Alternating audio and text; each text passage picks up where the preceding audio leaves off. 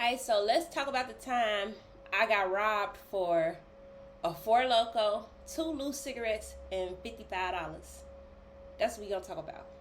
The time where I got robbed for $55, a Four Loco, and two loose cigarettes. Alright, boom. So I had a room. At the time, this room was in Midway in Chicago. So I had the room in Midway. I was fucked up at the time. I think I was trying to get back on. I don't know what the situation was, but at this time, I didn't have no money. And it was one of them times where I was trying to get a date to come over to the room so that I could have some more money to pay for the room the next day. Like, that's how bad it was, or whatever. I told y'all when I was in the trap or whatever, like, I used to drink, you feel me? Like, if I don't have no money, I'd drink, like, whatever kind of liquor I could get my hands on, right? Alright, so I ain't had no money like that. I grabbed a couple Four Locos. Only had a few cigarettes in my box after I paid for the room. All I had was like $55, right? And for the most part, around this time, I didn't see too many black men. So boom, I get a call. I could tell that he's black, but like the situation that I'm in, like I need somebody to come over here so I can pay for the room the next day or whatever. So I take the call. I send him the address. Okay, boom. So he get to the door. Right? So I see him, and when I see him, like I felt this feeling.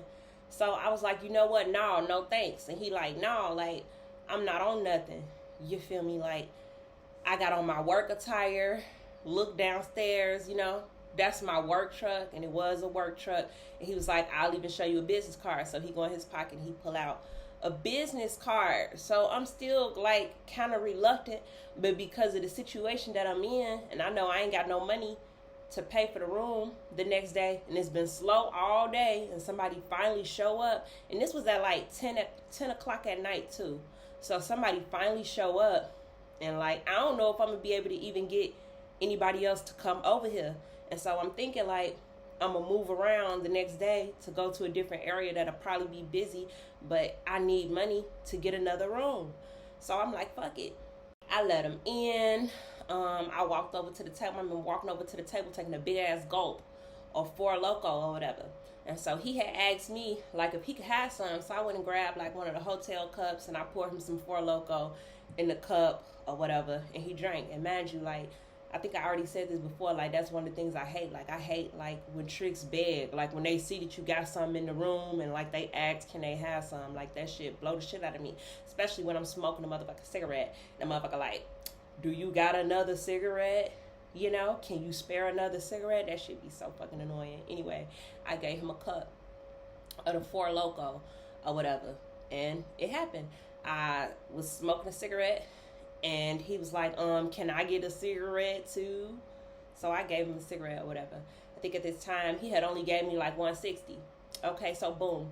We do the date or whatever.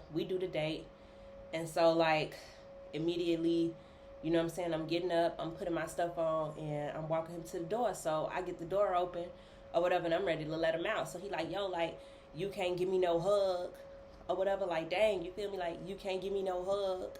So I gave him a hug, and by the time I could put like my hands back by my sides, this motherfucker, it was a gun already in my face, right? So my hands up or whatever, and he's like, lay down on the bed, put your face down or whatever, and don't look up. So I'm scared. I lay down on the bed or whatever, but I'm glancing back, like I can't like really get myself to like keep my face down. So I'm like kind of glancing back, but trying not to like let him see me glancing back. And he like rumbling through the drawers or whatever, wooty woo. He was telling me to get down on my knees. Like after that, he told me to get down on my knees.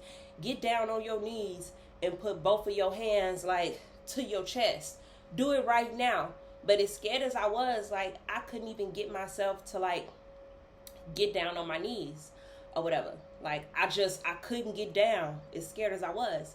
So he ended up telling me, go in the bathroom, lock the door, and count to 10. So I go in the bathroom, I lock the door, I count to 10, and when I come out, he's not there. So this motherfucker, he took both cell phones or whatever, because I had two phones. He took both cell phones. He took $55. Because I remember, like, I went and I looked in the drawer. You know, after a situation like that, you want to smoke a cigarette or whatever. So I go in the drawer, you know what I'm saying, thinking like my box is still in there with the only cigarettes that I had. Bitch, them cigarettes was not in there. I'm like, bro, he took, and I think he left the empty box. So you took two loose cigarettes out the box. You took the only unopened Four Loko that I had.